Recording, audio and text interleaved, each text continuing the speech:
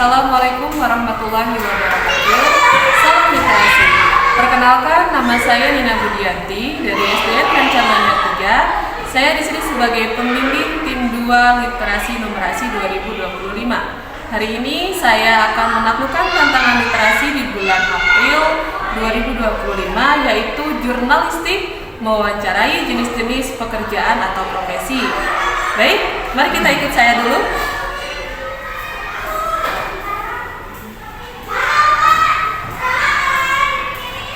Assalamualaikum. Waalaikumsalam. Selamat siang.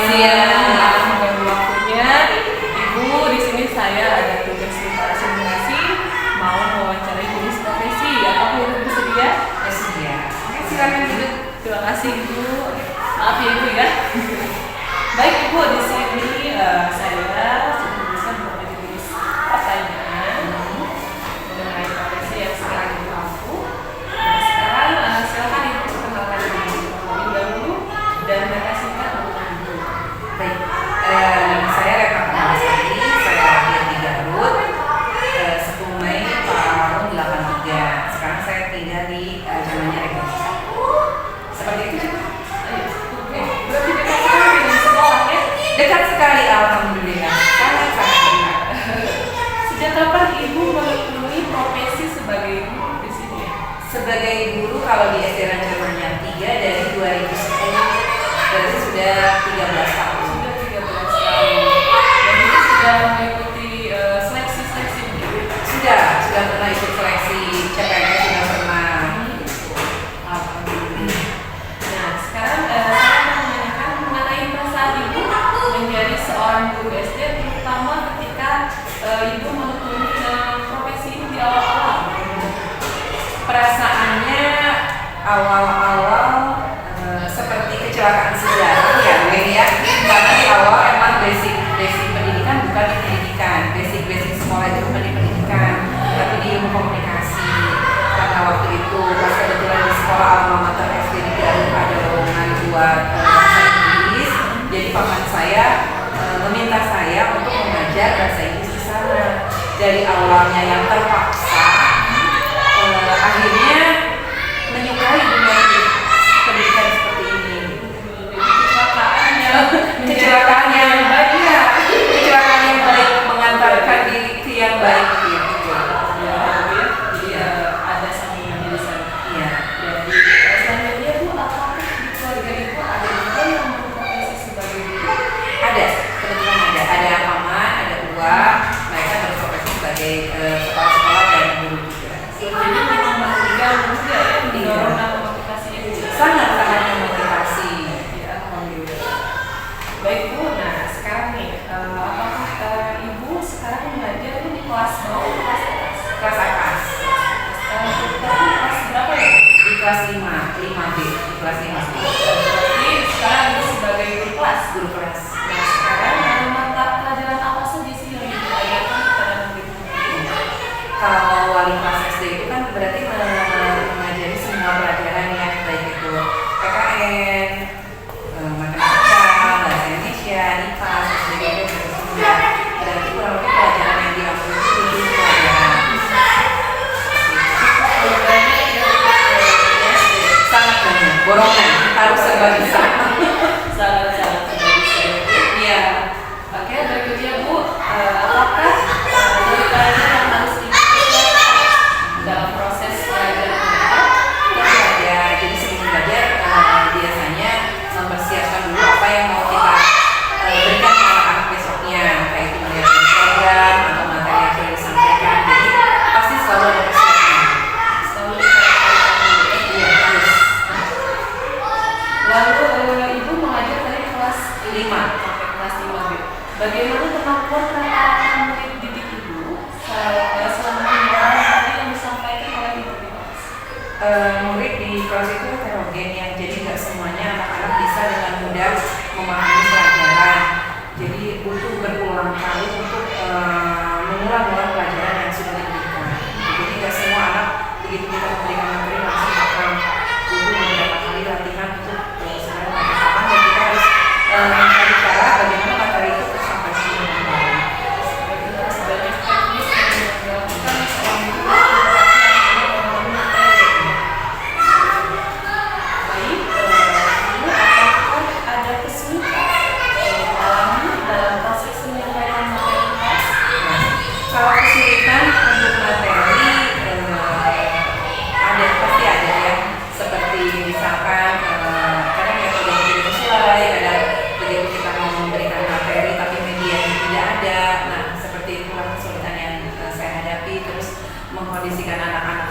siap belajar itu juga butuh apa ya, butuh persiapan anak-anak.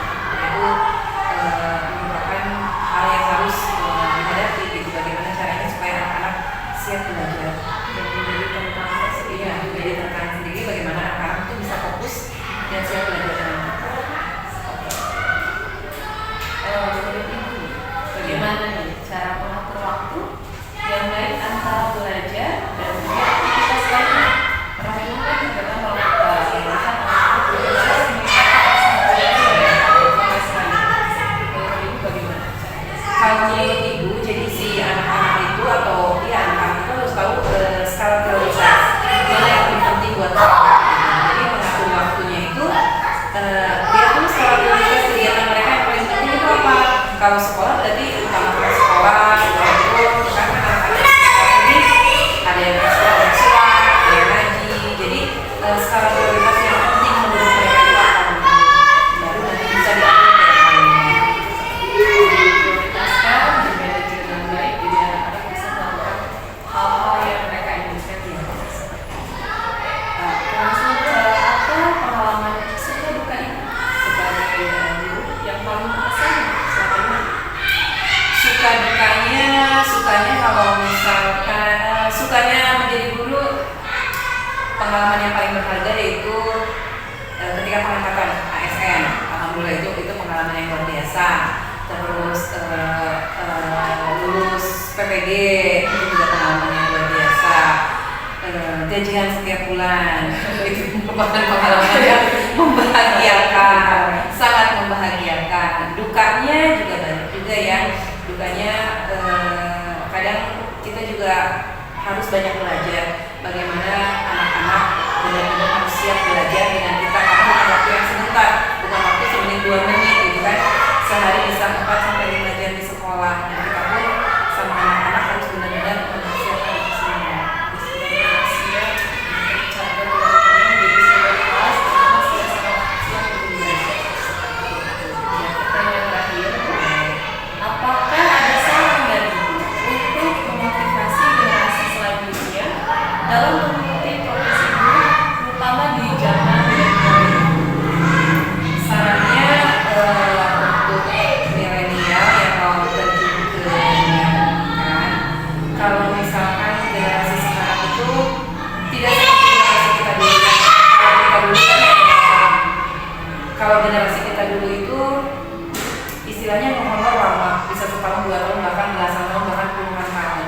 Kalau generasi sekarang mereka itu apa ya, tidak mengikuti prosesnya gitu, padahal prosesnya itu kan panjang.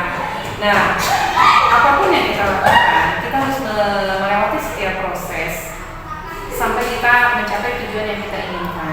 Jadi apa yang kita inginkan itu tidak bisa instan, tapi kita harus lalui step by step setiap prosesnya. Nikmati proses, insya Allah hasilnya akan kita dapatkan juga. Terima kasih ya atas semua hasil wawancara ini. Maaf Ibu mengganggu waktunya. Mudah-mudahan apa yang adalah hasil dari wawancara ini dapat bermanfaat bagi teman-teman ataupun yang ingin berprofesi sebagai guru. Jadi terima kasih Ibu. Ya, sama-sama. Ya, terima kasih telah menyaksikan hasil wawancara profesi ini. Mohon maaf apabila ada kesalahan. Wassalamualaikum warahmatullahi wabarakatuh.